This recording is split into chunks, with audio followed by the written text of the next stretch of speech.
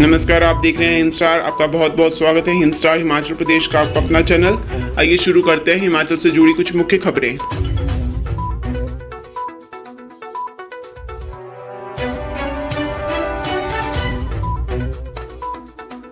हिमाचल प्रदेश में 72.21% मतदान 8 दिसंबर को घोषित होंगे नतीजे। हिमाचल प्रदेश की 68 विधानसभा सीटों में मतदान कल हो गया। राज्य में कुल मतदान 72.21% हुआ। कड़ाके की ठंड के बावजूद लोग बड़ी संख्या में वोट डालने पहुंचे। पहले घंटे की वोटिंग में 5.3% मतदान दर्ज किया गया, जिसके बाद वोटिंग में तेजी देखी गई। 1 बजे तक 37.19% के साथ 3 बजे तक मतदान 55.65% पर पहुंच गया। बता दें कि हिमाचल की कुल 68 विधानसभा सीटों पर इस बार 412 उम्मीदवार अपनी किस्मत आजमा रहे हैं। इस बार इन सीटों पर कुल 55,92,882 लोगों ने मतदान किया।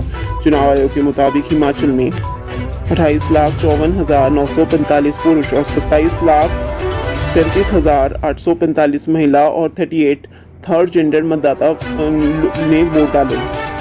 इसके साथ ही राज्य में 67,559 सर्विस वोटर, 56,501 दिव्यांग और 22 NRI वोटर भी थे।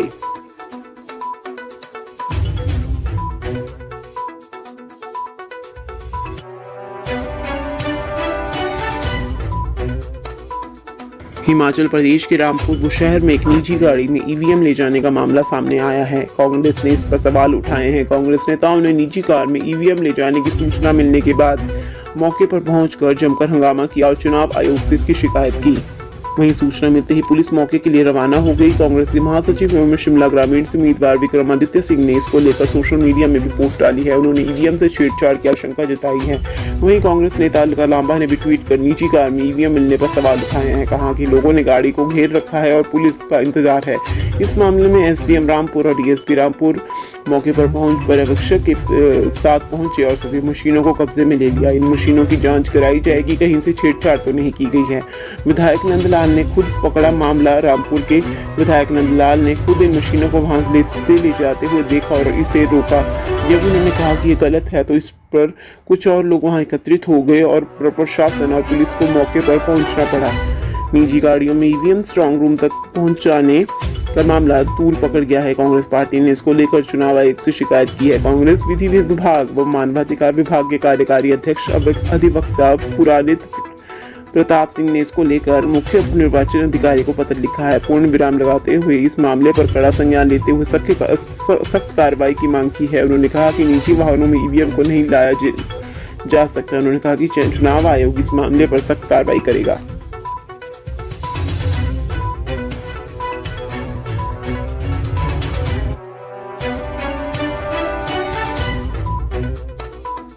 हिमाचल प्रदेश विधानसभा चुनाव में नारी शक्ति ने इस बार भी लोकतंत्र को मजबूत करने में अहम भूमिका निभाई। शनिवार को हुए मतदान में महिलाओं व युवाओं में अधिक उत्साह दिखा। पिछले चुनावों में भी महिला वोटर ज्यादा रही हैं।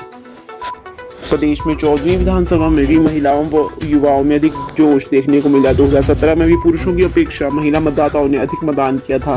कुल 75.57% मतदान में 70,449 सर्विस वोटर को छोड़ दिया जाए तो 51.36% महिलाओं व 48.64% पुरुषों ने मतदान किया।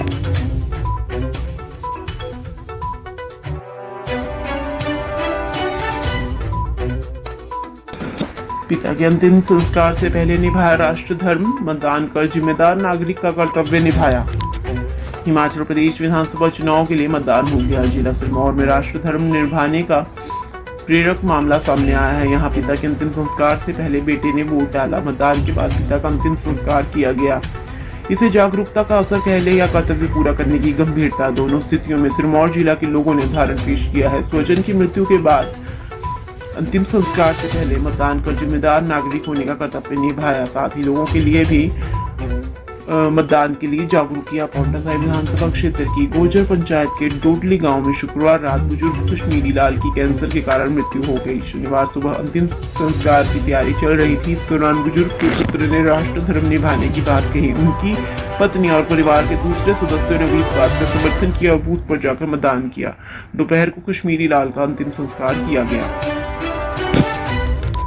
नाहन विधानसभा क्षेत्र की नावणी जमटा पंचायत के बरमन गांव के 80 वर्षीय सुंदर सिंह का शुक्रवार शाम को निधन हो गया था। इनके स्वजन ने भी शनिवार सुबह मतदान करने के बाद अंतिम संस्कार किया। मृतक के छोटे पुत्र प्रदीप के अलावा बहू तारा देवी और रीना व पौत्र सूरज ठाकुर ने लोकतंत्र के इस महापर्व में अपना सहयोग दिया। सिरमौर जिला के शिलाई विधानसभा क्षेत्र की कमराऊ तहसील में मतदान के लिए जा रही बुजुर्ग की हृदयाघात से मृत्यु हो गई। मुनाना गांव की 72 वर्षीय जुमा देवी घर से कुछ मुख्य सड़क तक पहुंची थी कि तबीयत खराब हो गई। मौके पर उपस्थित लोगों ने स्थानीय चिकित्सक को बुलाया, जिसने बुजुर्ग को मृत घोषित कर दिया। महिला के घर से मतदान केंद्र की दूरी करीब 250 मीटर थी, इस कारण पैदल ही मतदान केंद्र जा रही थी। गांव में दुकान चलाने वाले प्रकाश के मुताबिक यह घटना सुबह 9 बजे की है। लोगों के अनुसार झुमा देवी मतदान के लिए खासी उत्साहित थी।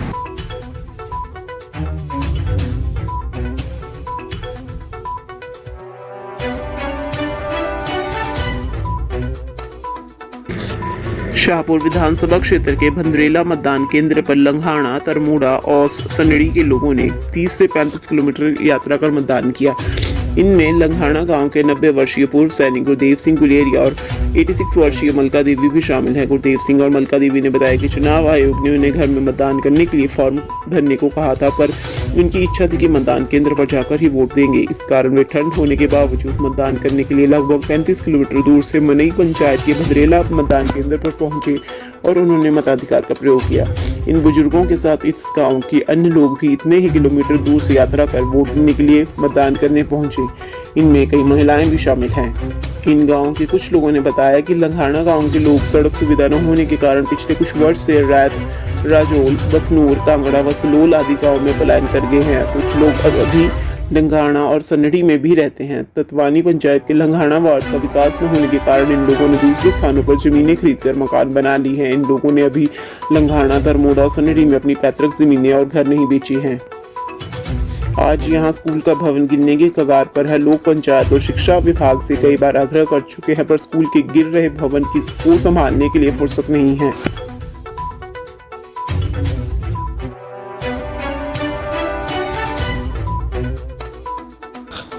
जिला सिरमौर के पोंटा साहिब विधानसभा क्षेत्र में मतदान के दौरान शनिवार शाम को गोरखुवाला पंचायत के श्यामपुर पोलिंग बूथ पर कांग्रेस व भाजपा प्रत्याशियों की झड़प व उनके समर्थकों में धक्का मुक्की हुई। पुलिस फोर्स को मौके पर स्थिति को नियंत्रित करने के निर्देश दिए गए। गनीमत यह रही कि प्रत्याशियों ने एक दूसरे पर थप्पड़ नहीं जड़े। वायरल हो रहे वीडियो में दोनों प्रत्याशी एक दूसरे को गाली गलौज देते हुए सुनाई दिए जा रहे हैं।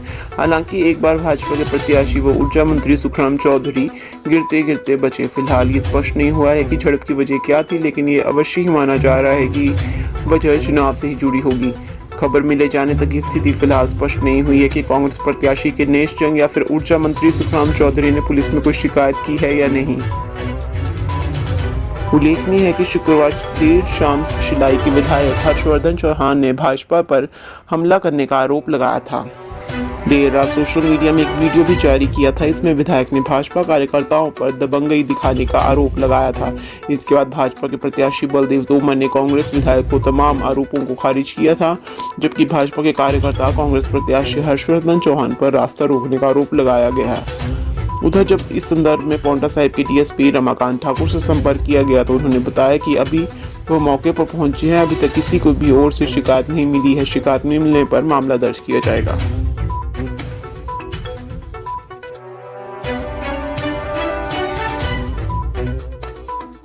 शीत प्रदेश में बना रहा लोकतंत्र का ताप। विश्व के सबसे ऊंचे मतदान केंद्र टशीगंग के बाहर लोपसांग पोंदेल अंगुली पर लगी स्याही दिखाते हुए कहते हैं कि मैं पहली बार का मतदाता हूँ।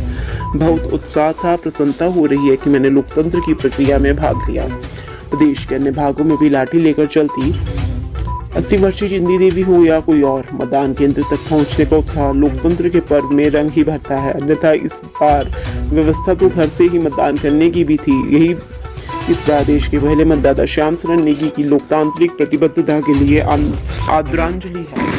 हालांकि उनके क्षेत्र के 9 जिले के कल्पा में मतदान शत प्रतिशत नहीं रहा। वास्तव में यह चुनाव केवल एक प्रदेश की विधानसभा का चुनाव नहीं है, यह चीन की सीमा के साथ सटे पर्वतीय प्रदेश का चुनाव होने के नाते पूरे देश का चुनाव था, भविष्य का चुनाव था। परिणाम भी बताया गया कि मतदान स्थायित्व के लिए हुआ है, विकास के लिए हुआ या अन्य मांगों के लिए हुआ। परिणाम ही यह भी बता पाएगा कि क्या मतदाता ने परिवार को छोटा देश और देश को बड़ा परिवार समझा है।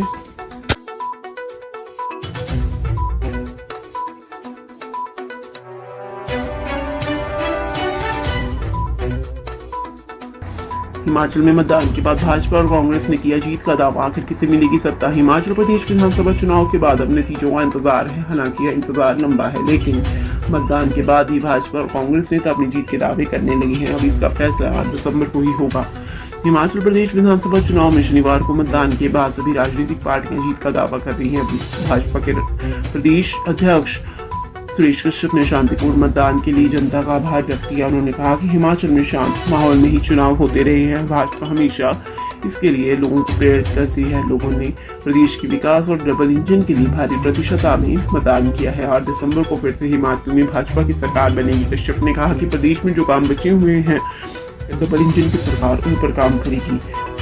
वहीं कांग्रेस के प्रदेश अध्यक्ष प्रतिभा सिंह ने पार्टी की शानदार जीत का दावा किया है और उन्होंने भी शांतिपूर्ण मतदान के लिए मतदाताओं का आभार व्यक्त किया। कहा कि प्रदेश में जनबल की जीत हो रही है। भाजपा के धनबल को लोगों ने पूरी तरह नकार दिया है। प्रदेश का चुनाव परिणाम देश में राजनीति की दशा व दिशा तय करेगा। पूर्ण बहुमत से कांग्रेस एक मजबूत सरकार बनाएगी। प्रदेश हित में जन कल्याण के कार्य व चुनाव के लिए सभी बातों को पूरा करेगी।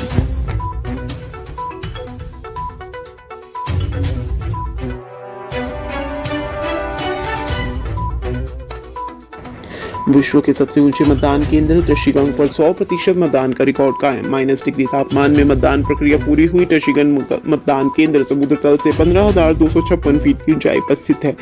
यहां लगातार तीसरी बार 100% मतदान रिकॉर्ड किया गया। मतदान केंद्रों में वोटरों के स्वागत के लिए गेट लगाया गया था। वो पारंपरिक तरीके से वोटर का स्वागत किया गया। यहाँ 52 मतदाताओं ने वोट डाला। 4 बजे तक यहाँ 51 मतदाताओं ने ही वोटिंग की थी, लेकिन कर्नाटक गया एक बौद्ध भिक्षु भी 5 बजे से पहले पहुंच गया व मतदान किया।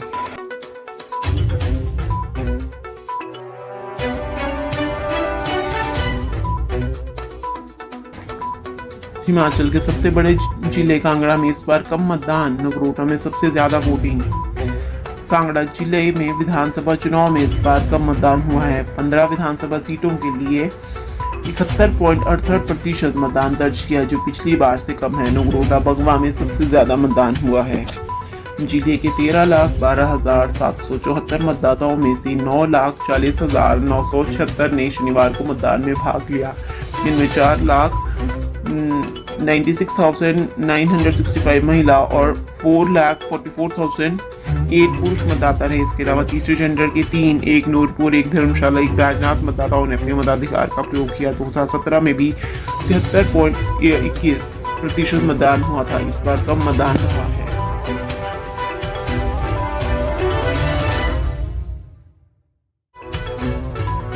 हिमाचल की हर खबर पाने के लिए हिंद स्टार से जुड़ें।